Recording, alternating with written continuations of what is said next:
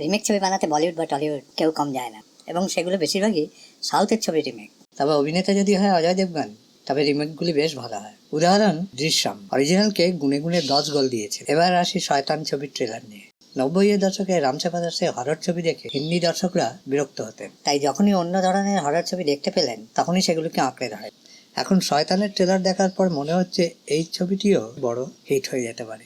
ছবিটি গুজরাটি ছবি ওয়ার্সের রিমেক, কিন্তু ওই যে বললাম অভিনেতা অজয় দেবগন, যিনি কিনা অরিজিনাল ছবিকেও লজ্জায় ফেলে দিতে পারে। ছবিটির ট্রেলার প্রায় 2 মিনিটের। মন চাইছিল যে আরেকটু হলে ভালো হতো। 8ই মার্চ ছবিটি মুক্তি পাচ্ছে। ছবিটির ট্রেলার দেখে অনুমান করা যায় এটি 2024 সালের একটি বড় হিট হতে চলেছে। চলুন দেখে নেওয়া যাক সেই কারণ। প্রথমেই বলি আর মাধবনের ভিন্ন রূপ।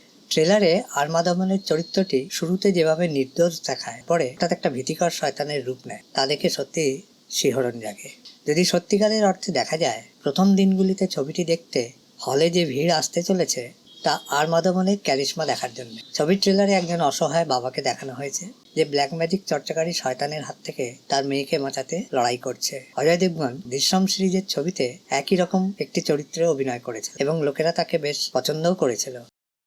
শয়তান ফিল্মটিরও এই বিশেষ বৈশিষ্ট্যই শয়তান হিট হওয়ার কারণ হতে পারে। ছবিটি গুজরাটি ছবি ওয়ার্স এর রিমেক। সমালোচকরা অরিজিনাল ছবিটির ব্যাপক প্রশংসা করেছেন। রিভিউ করতে গিয়ে অরিজিনাল ছবিটি দেখলাম। কিছু জায়গায় সমালোচকরা বলেছেন একটি অপ্রত্যাশিত ক্লাইম্যাক্সের সাথে উপস্থাপন করা একটি খুব বিনোদনমূলক সাসপেন্স থ্রিলার। তবে ট্রেলার দেখে বলতে দ্বিধা নেই, ছবিটি চোখের থেকে বেশি মনে চাপ ফেলবে। যাদের হাড় দুর্বল তাদের জন্য সাবধান, হলের আশেপাশে যাবেন না। তাই রাম রাম বলতে বলতে সিনেমাটা দেখতে যাবেন। আজ তবে এইটুকু থাক, বাকি কথা পুরো ছবি দেখে হবে।